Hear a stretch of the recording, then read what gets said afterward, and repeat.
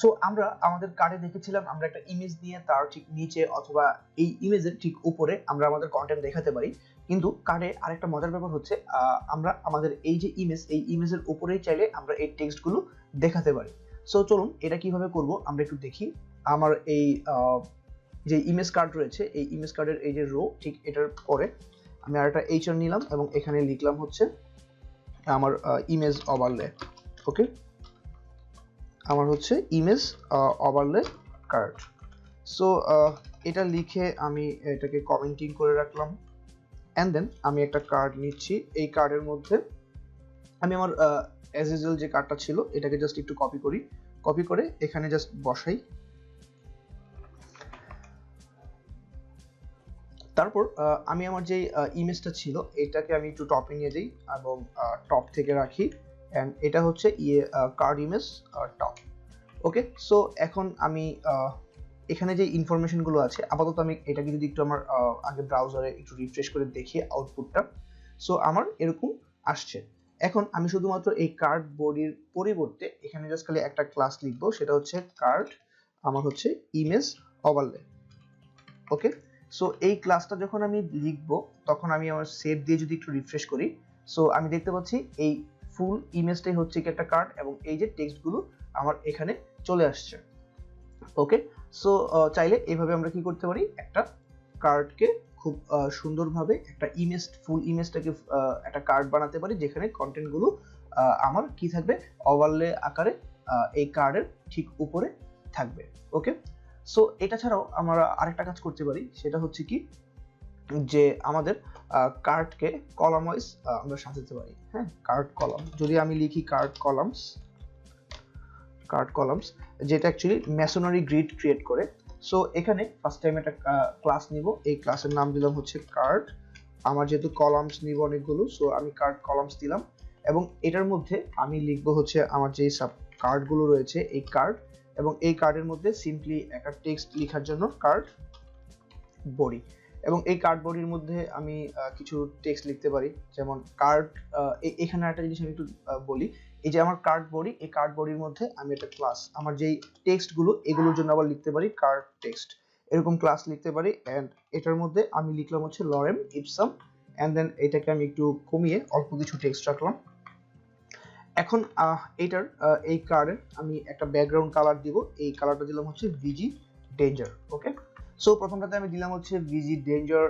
ঠিক এরকম ভাবে আমি যদি আরো একটা ক্রিয়েট করি, আরো একটা, এখানে টোটাল 4টা ক্রিয়েট করলাম। পরেরটা আমি লিখলাম হচ্ছে প্রাইমারি, তারপরেরটা হচ্ছে আমি দিলাম হচ্ছে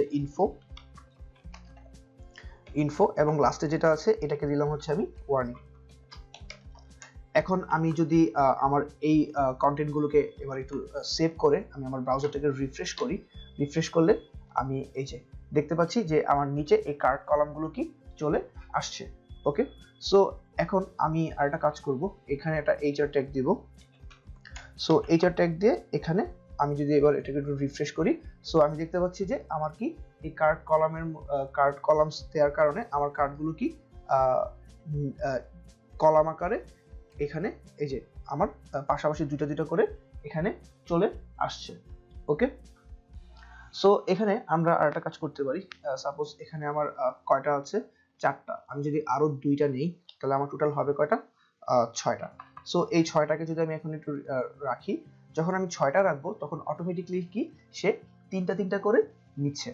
ওকে, সো যখন আমি 6টা নিচ্ছি তখন কি হচ্ছে, 3টা করে নিচ্ছে, আবার যখন আমি 4টা নিচ্ছি তখন কি সে 2টা করে নিচ্ছে।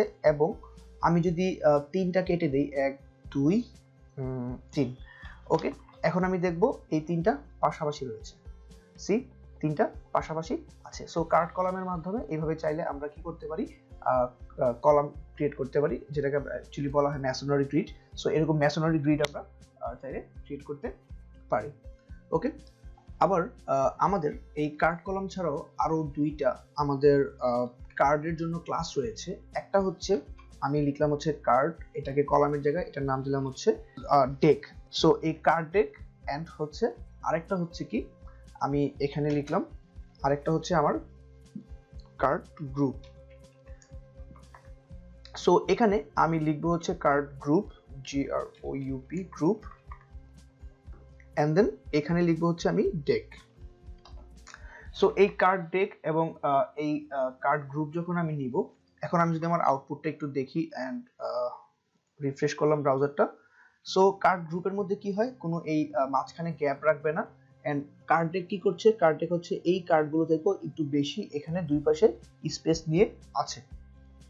সো এইটার মাঝখানে আমি এই কার্ড ডেকের জন্য একটা এইচআর ট্যাগ নিলাম এবং আমার এখানে যে কলামগুলো, এই column card deck and then আমার এই কার্ড গ্রুপ, এটার জন্য একটা এইচআর ট্যাগ নিয়ে এগুলোকে আলাদাভাবে রাখছি।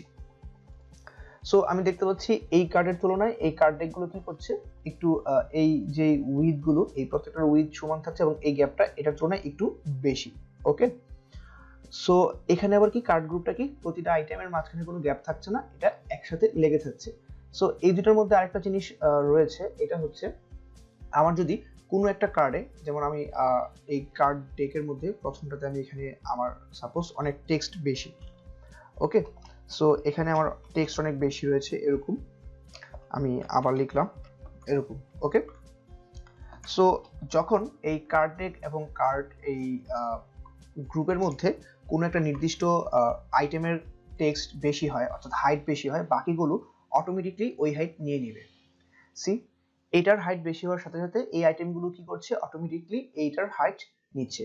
এই ডেক আর এই গ্রুপের মধ্যে একটাই ডিফারেন্স, এটার মধ্যে দুই পাশে একটা গ্যাপ থাকে আর এই গ্রুপের মধ্যে কোনো গ্যাপ থাকে না।